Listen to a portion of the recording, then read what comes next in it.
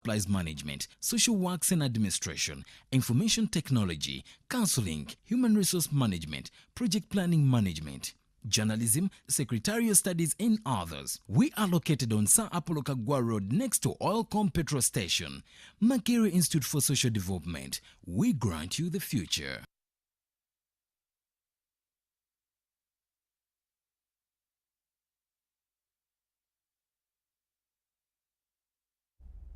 Business today. I am Rowena Kajumba and Dennis Sigoa. Remember, it is Friday, so we always come here and look at a couple of stories. But before we get into the business here, the main business that brought us here on the show, there's a lot happening in the country and, of course, our neighbors and around the world. Yeah, sure. There are a lot of things that are trending. I think everywhere you go right now, you hear Toji Kwatako. That is one. And it's, well, in any case, I'm just somehow in red, but I'm not. You're not, because we've been following up. And the challenge is that lately, the social media, people used to depend on the radio a lot. Some people used to rely on the TV, which sometimes material is edited. But you realize that in the era of the social media, is that everything comes to you raw, you know? Yes. So you can see, and it's, I think sometimes no it's no gatekeeper, and I think some of these footages and everything you see can be very insightful, and that is one of the issues that have been everyone is talking about. I think I was at the Minister of Finance yesterday. It was about a different issue totally, about the budgetary allocation for this fiscal year. And it's also one of the stories, one of the things that trended, and people are saying that if this goes the way it is, I think we really, the economy might end up even suffering too. I think I would love to just say, I'm not necessarily taking sides here, but if there is a better way of opposing something, we should do that. Because first of all, it may seem like some people are fearing to dress a certain way because they think it's going to be attached to something of the sort. That is these true. people should not interfere with people's lifestyles, with people's workplaces, because at the end of the day, we are losing out. If I'm an investor and I'm thinking it could be uncertainty in this country, I may not think. Yeah, we're losing out a lot, I think. And that one, yeah, that is very true. And that also takes us to across the border, and we realize that the election, they are preparing for an election, they are push and pull. Looks like every time you watch the news and every time you follow up anything on the social media or whatever on the media, looks like they're actually not even preparing for election, but looks like people are preparing for war. So if we are having an issue like that here, we have, so someone who think for an investor coming here will start studying the two countries, and he says that the two countries, I think East Africa is not now the best place to put our money until probably let's still monitor the situation. I think that's one of the, which is really putting us in a very catch-22 situation. Indeed. Now coming to health, we're seeing the situation here with the Marburg. This is something we've dealt with before. It's like cholera. We say we've figured it out, and then for some reason it's back again. It's back again. What could be the challenge? Now, you know, the challenge is one. I think for me who does business, I really don't so. I haven't been following up on the health issue, but I think Marburg, from my first, I don't want actually to make any comment there, unless someone quotes me that actually or looks at me as someone who does not know understand. But I think after the program, I'll definitely step out there and get some info about Marburg. What's going on? Okay, now moving on to our very fast report. Now we're putting our eyes on the Ministry of Finance and Planning and Economic Development. Now, of course, we're seeing the government now releasing funds again for the second quarter here. And we're looking at about 2.8 trillion? Yes, yeah, sure.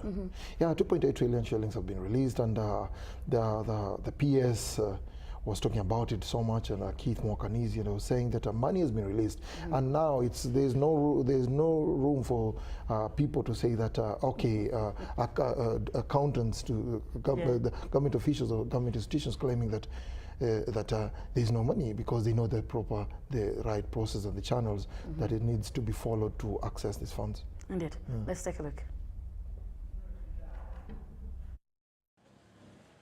This is in line with the Ministry of Finance, Planning and Economic Development commitment to release funds before the 10th day of the first month of the quarter to ensure speedy execution of government programs. If somebody is listening to me, why they cannot prepare their plans to follow the money which we have released in time? So it's something that we need to work on. It's inefficiency of the accounting officers. A new system all the money is released on the IFMS, on the Integrated Financial Management System. Now, when the release is done, there is what we call a warrant. Now, this warrant request is initiated by an accounting office. So you cannot initiate a warrant request when you don't actually know that the money has been released. So the fact that you ask for a warrant clearly shows that you are aware about these reasons have gone, because it is on the system. However, Keith Mwakanizi, the Permanent Secretary, Minister of Finance, cautions against creating more districts due to a constrained resource envelope. The time has come for us to revisit the country where we need more front on that one. It's a political issue, it's not a technical issue. If you ask me technically, I would say Sigoa has gone too far. But nevertheless, it impacts on the public finances on a permanent basis.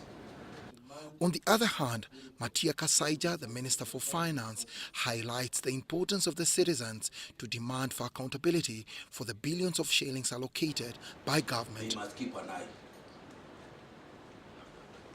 The system we have is anybody interested to know what money, how much, for what purpose is all available.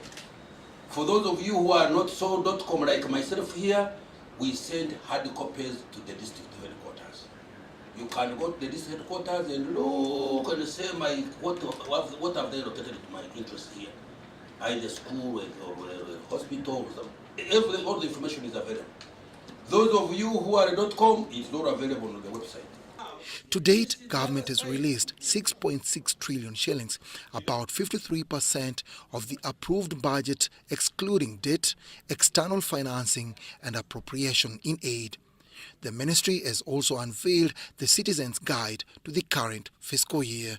I was every Ugandan to read and assimilate. Dennis Sigoa and Charlotte Muge for UBC Business. Thank you, Dennis and Charlotte. Well, you're right. Yeah. Now let's move on to our next report. We're looking at Standard Chartered Bank closing a couple of branches. We're looking at Mbarara and Gulu. Yes, they've been having recently. They had a press briefing and they talked about closing the Mbarara branch and also closing the Gulu branch for reasons they say it's not that they don't want to. It's one of the and actually they say this is more of a pilot phase, because what they're looking at is trying to phase off some of these branches in one way or another, is to cut the costs of operation. And secondly, it's because now we realize that the banking has really changed. Now, with the digitization of the banking industry, whereby technology has taken root so much into the sector or the industry, so it looks like in the near future, most of these branches that have been being opened might not be there, because you just need a phone, and you probably actually, if you hear what Albert Solston was saying, is that they're looking at with time.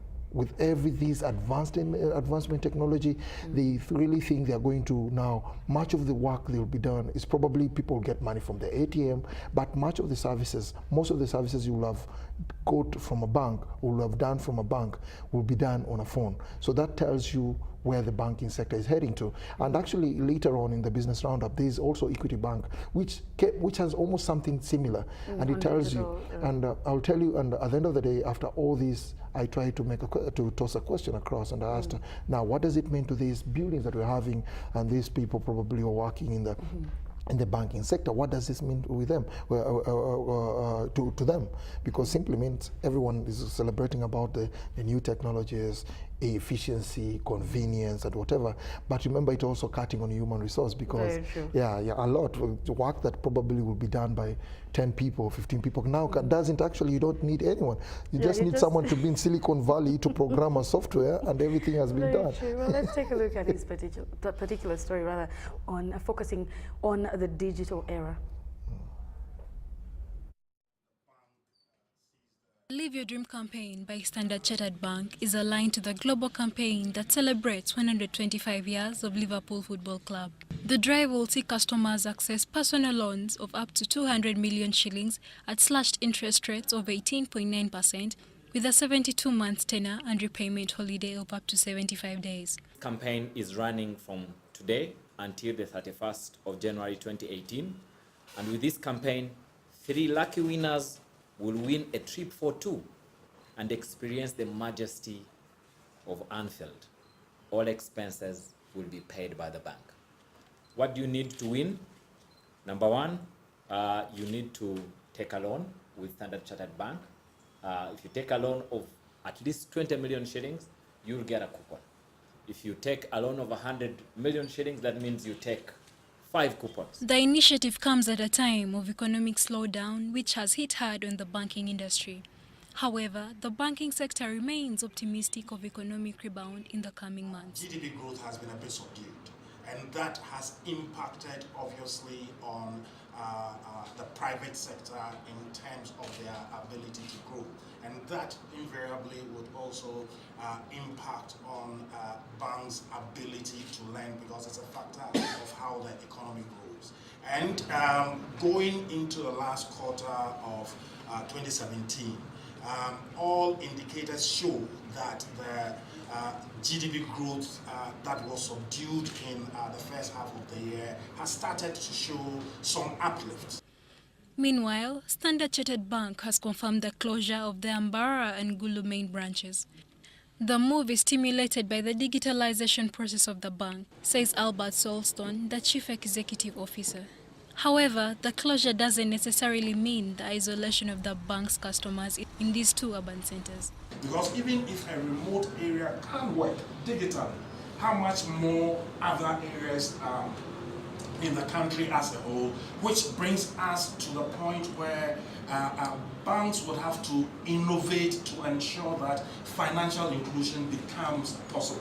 And so long as you have a phone, right, you are financially included, and it's for the banks to invest to ensure that we bring this financial inclusion to other places where we may not even have a fiscal presence. The rapidly changing trends in banking have improved efficiency and convenience. Currently, most commercial banks in Uganda are adopting the numerous advanced digital platforms with an aim of providing cutting-edge solutions and products. Charlotte Amuge for UBC News. Well, thank you so much, Charlotte, for that particular report. Now, moving on, very interesting here. We've been having an African Union Housing Finance Conference, and the main concern here, rather the topic, is looking at affordable housing. Yes, affordable housing. And you know, the challenge is this, and it has been, I attended this conference, not as a journalist, but as a delegate also. Okay. But I obviously moved with my camera because, you know, Indeed, yes. duty calls. And as the discussion was, is that there is a big problem, especially in our urban centers, is that we have a seriously or a rapid shift movement from the rural to urban areas, and the speed at which people are moving to the city is not in tandem with a housing development. And you know, and okay, there might be some houses, but you look at how the houses that are coming up. Yes, especially now you find we do have investors, and it's not, actually it's not a Ugandan problem only. This is an African problem, and they say that we have the real estate developers coming up with buildings. Yes, you put up buildings, but you imagine a house goes at about a minimum probably is $200,000. You're talking about so many millions. I don't know how many millions Ugandan, but you're talking about 200, 300 million shillings. Because I remember one was about a room, one of the buildings or houses in Mbarara, I think it is a 1-bedroom apartment, was costing 170 million shillings. So you can imagine if just 1 bedroom, how many people can afford this? So the discussion all centered on how do we make housing affordable? And besides making it affordable, how do you have the good houses that people will move in and say, okay, now I think I'm now living my dream. You know? We close that. Yeah, that we close that. Yeah, I think if we, with time, probably we'll have enough time to discuss, because had a lot of material, but considering the time we do have for the program, really cannot have all of that on air. So let's take a look.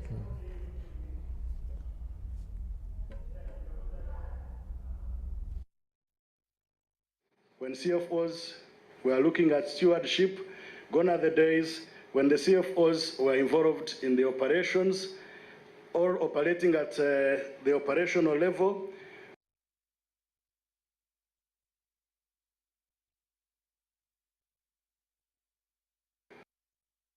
Provision of affordable housing to the larger population topped the discussion on the first day of the 33rd African Union Housing Finance Conference in Kampala. The side of demand, the house that people are looking for is in the range of about $30,000.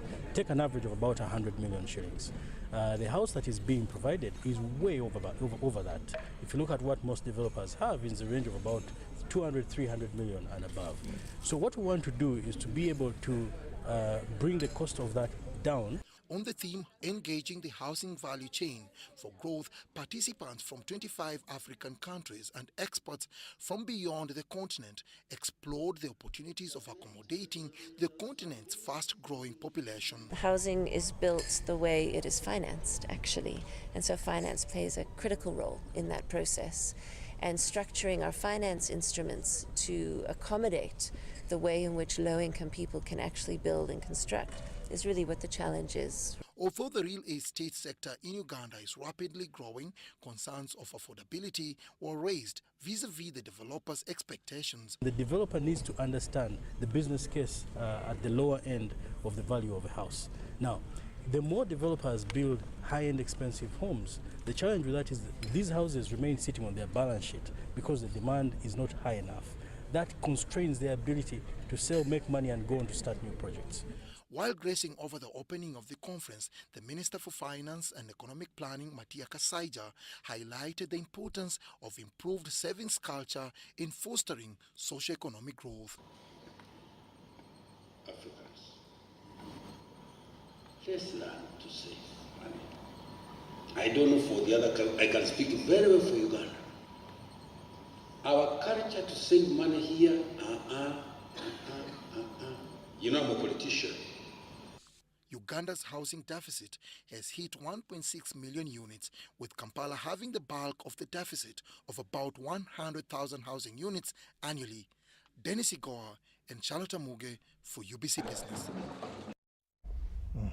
Quite interesting, but also we do apologize for the slight glitch there earlier on, and that particular story that they had Ali put was on the CFOs. Now, of course, we're looking at ACCA here, saying how proud they are to go ahead and partner with Deloitte for the inaugural annual Chief Financial Officer Awards. Very interesting. Very interesting, and I think I'm all over the place. So this happened last night, and very interesting. And one of something that cracked my ribs was not really the MC who said that one time there was a lawyer and someone was looking for an employee.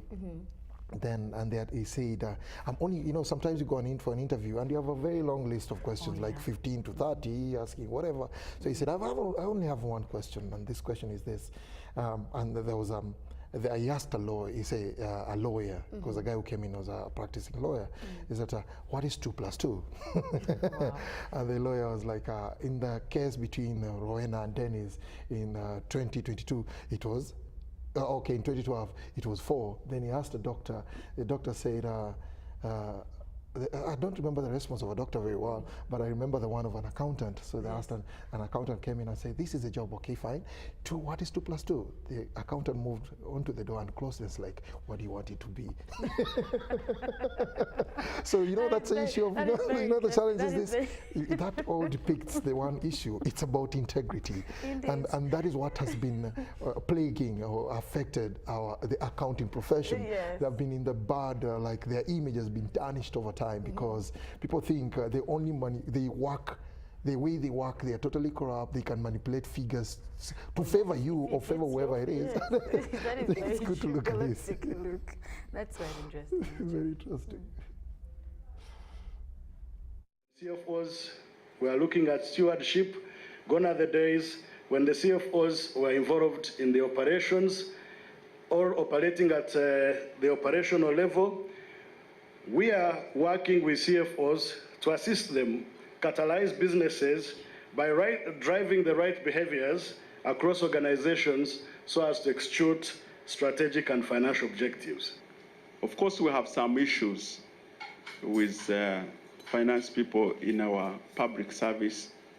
Sometimes we release money, you have the money, but you don't want to pay, and government ends up in domestic areas.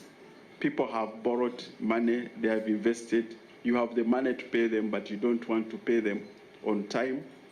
We have issues to do with our sisters and brothers in the procurement profession. You know, something that should take 3 months takes 2 years. And then you have a vision, 2040, where you want to lift our country into prosperity, but you are spending 3 years procuring one project. So this time around, we are proposing a change in our procurement laws, and we want to cap the procurement period to a maximum of 3 months. Then the other issues to do with the contracts committees, we are going to abolish those so that we can have a smooth running system of procurement. So now, the CFO of the year.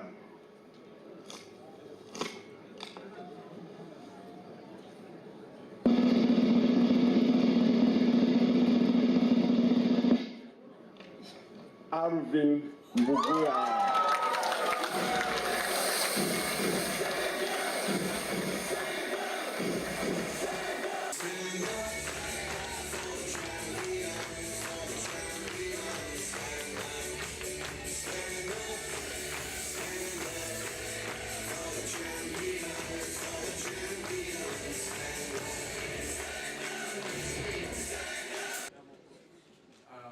I think my starting point, of course, would be to thank the organizers, the sponsors to this event, SCCA and Deloitte, all the companies that participated.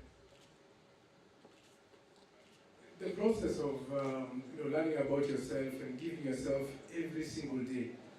You never once imagined that this day would come.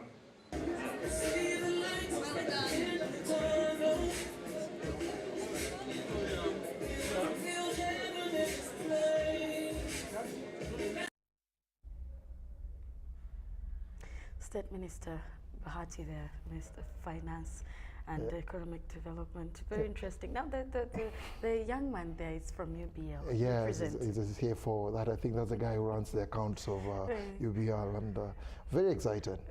Now, let me ask you one question before we get into that. What is corporate to you? Because, you know, people say corporate. Man, I don't corporate. You can see them in the city. You see how they drive, where they work. Of course, I think corporate in Kampala, most cases, about which organization you're working for, and sometimes probably how much money you're earning. Because I think you might be qualifying to be a corporate. Hello. Well, we'll see. But I've always wanted to know that question. However, moving on. Under the theme of enhancing youth productivity through skilling in agriculture, the Agriculture Sector Skills Council of Skilling Uganda, in a partnership with AVSI Foundation and A1 Challenge Ladies Basketball Club, with funding from Embassy of the Kingdom of Netherlands, have organized the Agri-Skilling Fair to bring together key stakeholders to showcase and also discuss skills, practices, challenges, innovations in productivity, technology, expertise, research, industrial training, to effectively contribute to the overall national goals and objectives of the Vision 2040. And that's happening tomorrow. Very interesting. Let's take a look.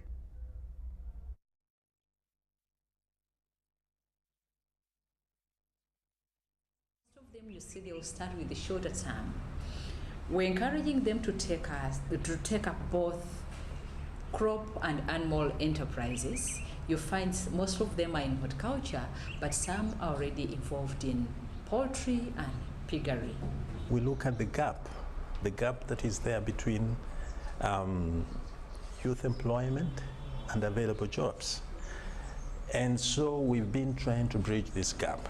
We know that there are various factors that affect this youth employment, why so many of our youth graduate from our institutions and remain unemployed. One of the things we quickly recognized is that the skills we give them at most of our training institutions are not adequate enough to be able to enable them get employment. You talk about agriculture, agribusiness, it appears that the focus is at the production level, and then we have the seasons, and then it looks to be long. That if you look at the chain, in itself, starting from inputs to production to processing, transportation, other service provision up to the marketing bit.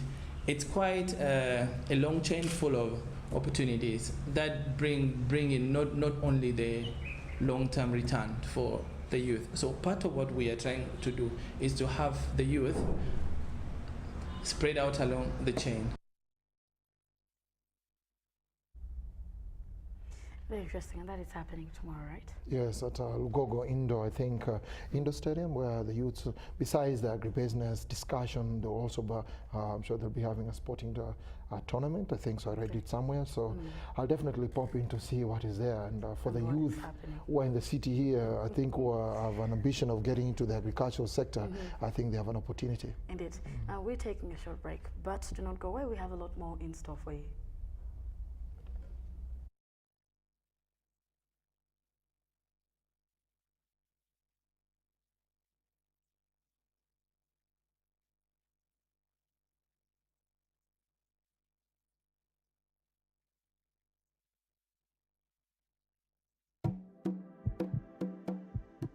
I'm living proof that even with HIV, I can live a healthy, productive life. And that's because I began taking my ARVs the day I tested HIV positive. I still run my business like normal despite being HIV positive. That's because I immediately started taking ARVs the day I tested positive.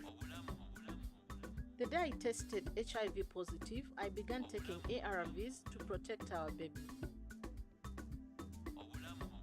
Don't give HIV a chance to weaken your body. Ask your health worker to start you on ARVs the day you test positive.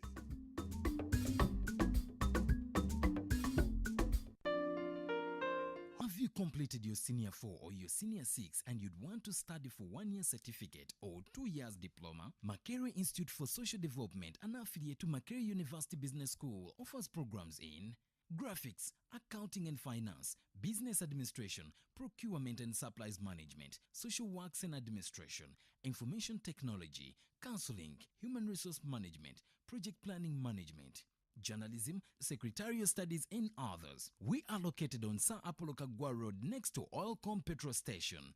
Makerere Institute for Social Development. We grant you the future. I nearly lost my first child, Felix, because I didn't support him and his mother during pregnancy and after birth. I learned the hard way and decided to go all the way for my second child, Naigaga. Unlike Felix, when Naigaga's mother was pregnant with her, I made sure she ate as advised. We attended antenatal care,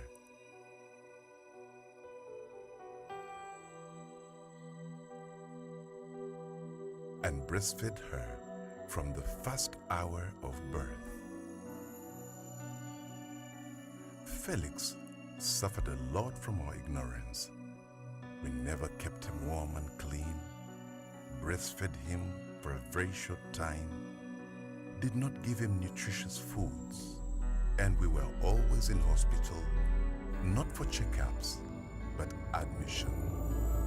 However, we did things differently with Naigaga.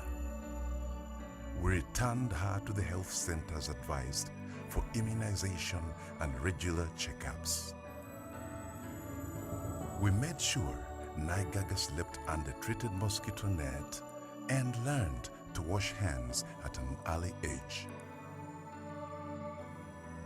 Naigaga is happy, healthy, and clever because we did things differently. I learned the hard way and decided to go all the way with Naigaga. That's his way of taking charge of his family. What about you?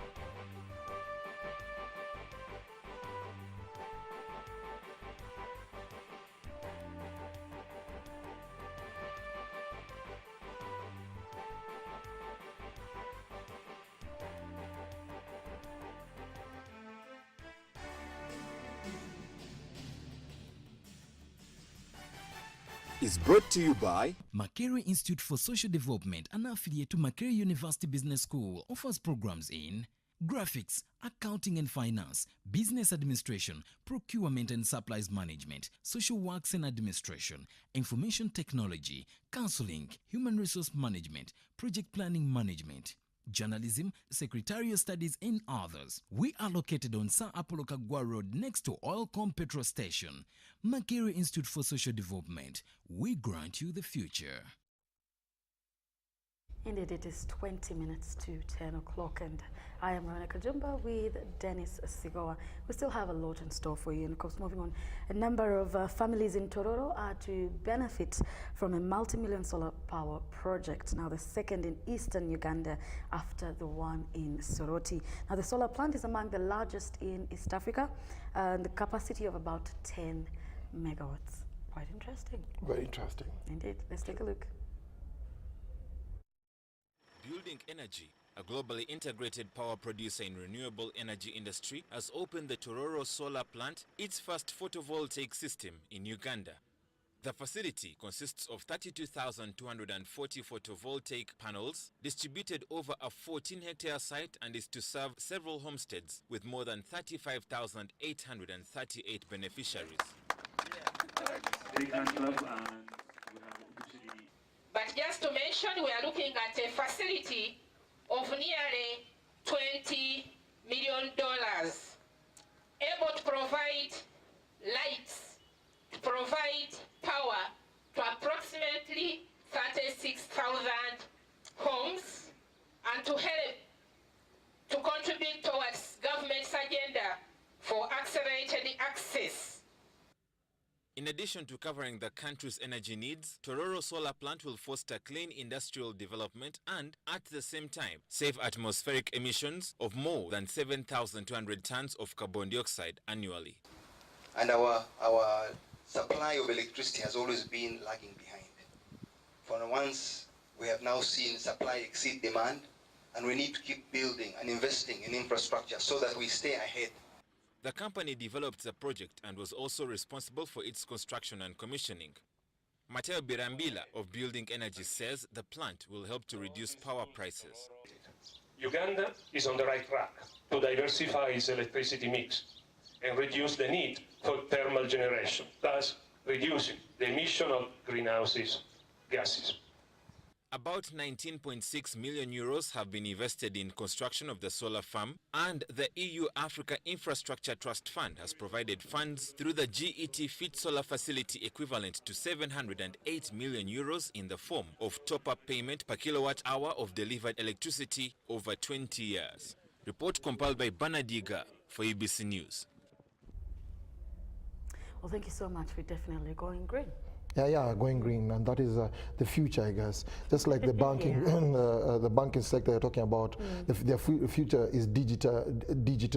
They have a digital future whereby much of the work, almost everything will be done on phone. The same as the provision of energy. I think we are going solar. That means clean energy. Clean energy, indeed. Now, moving on, we're looking at the oil and gas. We're looking at investors, investment companies. Yes. And that is, to some people, some people will be like, Yeah, I think it's a good thing. It's a good thing because now we have been lately. There was a delegation from Scotland, and actually Scotland is part of the UK, Greater UK, and they've been in Uganda. But what they want to invest in is the most interesting bit here now, because they're looking at skilling Ugandans to participate in this lucrative sector. For them, it's they look at it, and obviously we've been talking about it a lot, about the lack of skilled people, and looking at everything in the industry is about certification. How do you certify? So actually, what they're investing in is in training skills about welders. In the areas where they will need very many. Actually, the areas that will need very many people. Then it seems you would have solved the problem of local content. Local content. For many of you that who are using that as the main focus. Yeah, that is true. Let's take a look. Uganda, to monetize its oil and gas, its hydrocarbon reserves here, is going to have to build infrastructure, which is a refinery and a pipeline. The refinery will allow Uganda to process the oil so that it can sell fertilizers and plastics to the general region within East Africa. And in the pipeline, the heated pipeline will allow Uganda to sell its oil reserves on the world market. To build that, you'll need 200,000 people. And there's an insistence that it's built using local content, Ugandans, to deliver this. When we're talking about high-risk, high-integrity facilities, the need to have the appropriate levels of skilled and competent people able to deliver on those projects is extremely important. I think the added value to this is also the economic capacity that's built in people. We build a nation of skilled, competent personnel that can be exported to the region to take those to South Sudan, to DRC, to elsewhere, to share this knowledge and capacity. And I think this is a good time as we, the UK, looks at its future to re-examine some of the relationships we have more broadly in the global reach, to make sure that we understand and develop those partnerships to the full extent. Quite interesting. Now we are looking at an anti-poaching drive, and I'm very excited. You know why? We have involved artists. You know, usually people look at artists like, yeah, you know, the mayor thing. But to involve them into something of this kind, to look at one way or another pushing directly in regards to developing or improving our tourism industry is interesting. Now, Anne Kansimi, very hilarious young lady. Yes, We're looking at Irene Talley, very talented. Maurice Kiria, very talented. I know you know these people like this. Yeah. You must be very close to them. And they're very, very, very good, I must say, talent-wise, and also in regards to using them as a voice. That is true. To, you know, to drive something. Very smart move here. I think it's a very smart move. And I think now everything is changing. The trends are changing. You can no longer, you know, and you know what brings this up is that because these guys, especially like I was saying, Kansime, if you look at if you go onto a YouTube account and you look at how many hits, how many people watch, you realize there are very many people. So the moment she uploads anything there, you are assured of more than 100,000, 200,000. There's a multiplier effect. The same as using music, using comedy, you know, it really helps. So I'm sure for the stakeholders who are involved in this initiative, I think it's a plus for them. And I'm so sure very many people heed to their message, because anti-poaching steals from us, and that is a campaign, by the way, and it steals from the entire continent. Especially Africa has suffered a lot in the last couple of years, actually for almost 50 years now. Our animals like the rhinos in Uganda actually got extinct. We had to go and get some from Kenya, some whatever, not the giraffes, but you look at the cheetahs disappearing, the elephants. So I think involving artists is a great initiative. Illegally export. Yes, like illegally. Chimpanzees. Everything. Even the gorillas have been found in cages, in containers, being taken. Babies, yes. And I think it's a very good drive. Indeed. Let's take a look. Uganda Wildlife Authority, in partnership with Wild Aid and Uganda Conservation Foundation, have designed a joint protracted campaign aimed at combating poaching and wildlife trade. Dubbed Poaching Steals from Us All, the campaign targets all Ugandans and tourism stakeholders. So we all need information. That's the starting point of all things. In the case of Uganda, all the partners believe that if people knew about the incredible wildlife that you have here, if they knew about the wild spaces here, they would want to protect it. Through involving local celebrities such as Anne Kansime, Maurice Kiria and Irene Talley, the implementers of the anti-poaching campaign expect to reach masses locally and globally with their message. If they compose a song, for example, and put just a sentence on stopping poaching, that message will reach out to as many people as possible, and some people will actually realize, those who didn't know, we realize that, hey, this thing is as bad as this. Some of our people, incidentally, don't know how serious these issues are. Celebrities over time have been a very, very key segment of society that world over utilized for various reasons. Today we want to use our very own Ugandans who have massive followings, not only to appeal to what they see, but to love what they do. Now, the tourism ambassadors are expected to highlight the key threats to achieving universal conservation benefits in various influential media channels. There is no money that's big enough to pay me to conserve our future. What we're doing here is not for money. What we're doing here is going to be a ripple effect. It's not only going to affect positively the people that benefit from it in tourism, but everywhere in the other places in the country or in the world, they're facing the same problem, but they need to know that everybody is facing this problem. Uganda Wildlife Authority, a conservation agency, has mainly used law enforcement and intelligence to combat poaching. Despite all these efforts, poachers are continuously changing strategy, hence the need for multi-pronged efforts to supplement and combat poaching. Dennis Sigoa and Charlotte Muge for UBC News. Very interesting. Our director there should be playing us another clip. Yes, Kyria. I find it very interesting. Why? You know why I'm saying it's interesting? Because I listened to this guy and I realized he's very well informed. And I tried to, the way I was editing it, I tried to make it so nice. You know, just like someone will tell you, and our business is moving, you should also make it interesting to the people out now there. let's take a look at this particular one, focusing on Maurice Kyria.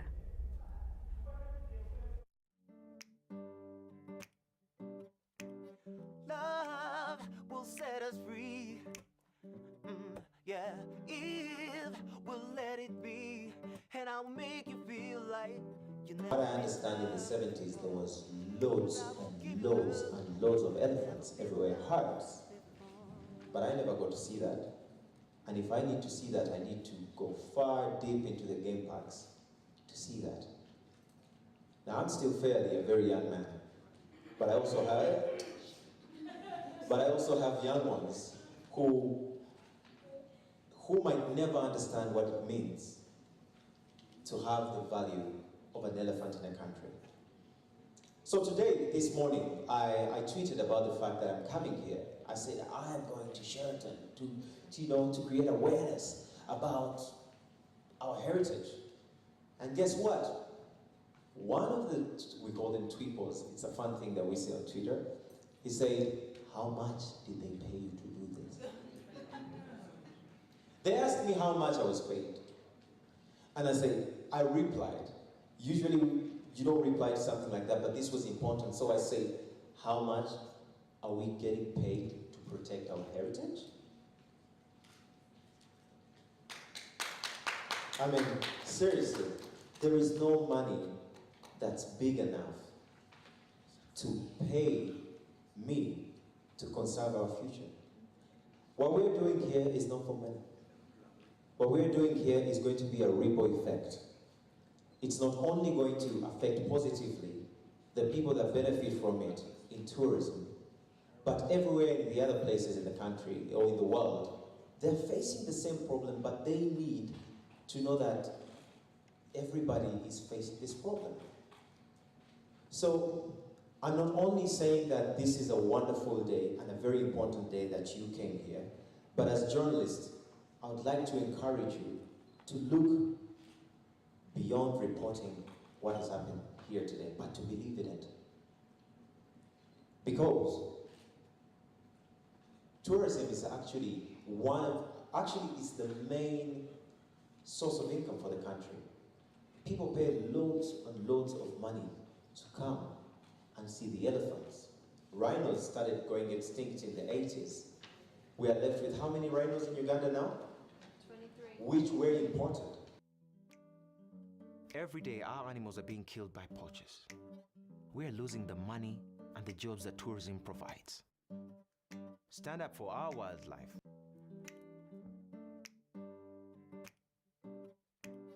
Love will set us free. Yeah, if we'll let it be. And I'll make... Very interesting, and I must say he has already started his job. Yes, That's what he's doing. But I must say we are having a business roundup, and we are looking at the digital agenda, and also looking at the fact that the government is being lauded here in regards to Buy Uganda, Build Uganda.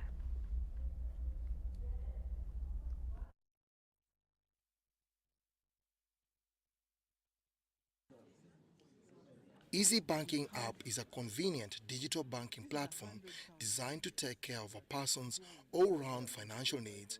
According to Anthony Chituka, the Executive Director, Equity Bank Uganda, the innovation that has been tried and tested in Kenya allows customers to carry out various transactions, including paying bills, transferring money, sending mobile money, among others. It is, let's say, it is fresh off the boat in terms of convenience, in terms of look, in terms of feel, in terms of aesthetics, in terms of functionalities. In terms of world rating, well, at the highest level of rating at the moment.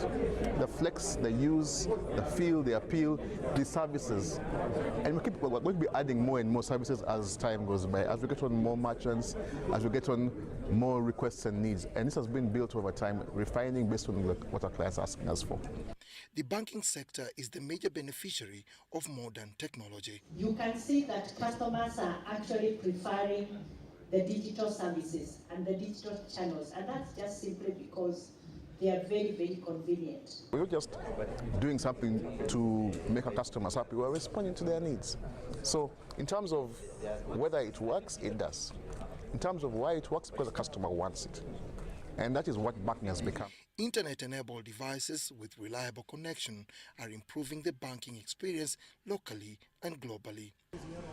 In another development, local manufacturers are optimistic of a wider market for their products as government aggressively markets the consumption of locally manufactured products, while donating reusable sanitary pads to Bishop Cipriano Kihanjire Secondary School in Luzira. Bruce Mohammed, the head of sales and marketing at AfriPads, reassured the public of improved standards and quality of locally manufactured products. The message to them is an assurance of the quality of our product. The only way, like we say, you must try it out to believe me. Because many people, when we make statements, they think, that's a marketing guy, that's marketing language. The donation of the social reusable sanitary pads aims at providing feminine hygiene protection and comfort to the Ugandan school-going girls. Dennis Sigoa and Robin Yoso for UBC Business. Quite interesting, but like they say, even the best dancers must leave the dance floor. Sure. So you mean we are about to get... And it is our time, I must say. And do remember, from business, we're going to let you relax. It's a Friday, and let you go in for Horizon 5 with Calvin, the entertainer.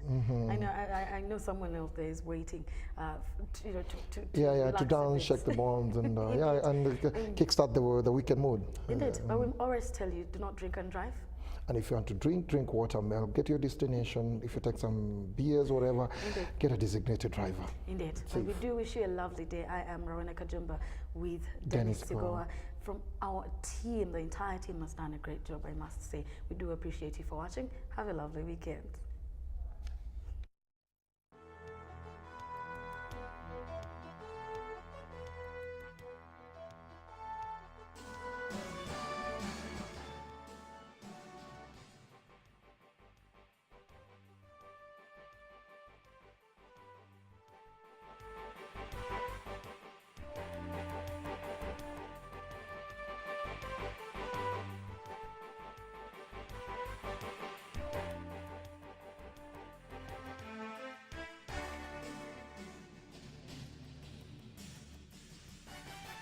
Is brought to you by Makerere Institute for Social Development, an affiliate to Makerere University Business School, offers programs in graphics, accounting and finance, business administration, procurement and supplies management, social works and administration, information technology, counseling, human resource management, project planning management, journalism, secretarial studies and others. We are located on Sir Apollo Kagwa Road next to Oilcom Petrol Station. Makerere Institute for Social Development.